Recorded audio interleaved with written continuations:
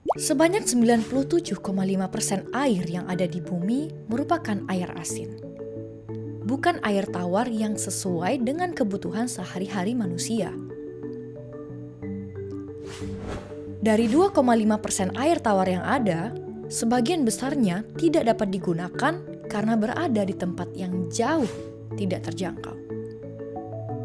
Seperti terperangkap dalam bentuk salju, es di kutub, atau di bawah tanah yang sangat dalam. Hanya kurang dari 1% air tawar saja yang dapat digunakan oleh manusia.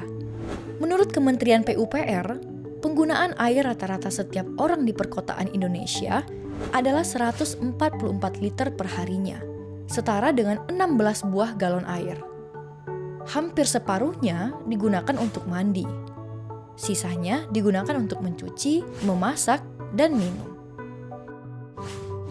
Kok bisa air tawar di bumi yang jumlahnya sedikit tidak habis digunakan terus-menerus oleh manusia?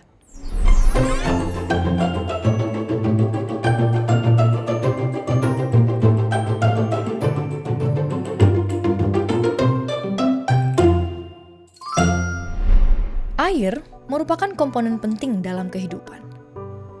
Sebagian besar tubuh makhluk hidup terdiri dari air. Contohnya tubuh manusia yang 70%-nya merupakan air. Oleh karena itu, kita sering sekali meminum air. Selain itu, air juga digunakan untuk membersihkan tubuh, mencuci pakaian, dan memasak. Air tidak selalu berbentuk cairan. Ketika didinginkan, air akan berubah bentuk menjadi es yang padat. Apabila air dipanaskan, maka akan menjadi uap air yang tidak terlihat oleh mata. Begitu pula di alam. Air dapat berbentuk cairan seperti yang terdapat di bawah tanah dan mengalir di sungai. Atau berbentuk padat seperti yang terdapat pada salju dan es di kutub. Ataupun berbentuk uap air saat terkena sinar matahari yang panas. Seluruh proses perubahan bentuk air yang terjadi secara alami di lingkungan termasuk ke dalam siklus air. Air di lautan akan menguap ke udara akibat panasnya matahari, kita sebut sebagai evaporasi.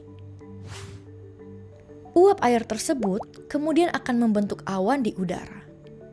Saat awan tersebut dipenuhi oleh molekul air akan turun kembali ke daratan dalam bentuk air hujan, yang disebut dengan proses presipitasi. Air hujan yang membasahi daerah dataran tinggi akan diserap oleh tanah dan mengalir ke dataran yang lebih rendah, melalui aliran sungai hingga kembali ke lautan. Air yang berada di dalam tanah dapat diserap oleh tumbuhan dan menguap melalui daun, yang disebut dengan proses transpirasi. Ketika kita menggunakan air untuk kegiatan sehari-hari, air tidak habis ataupun hilang. Air akan memasuki proses-proses siklus air, berubah bentuk, dan mungkin suatu saat akan kembali ke rumah kita sendiri.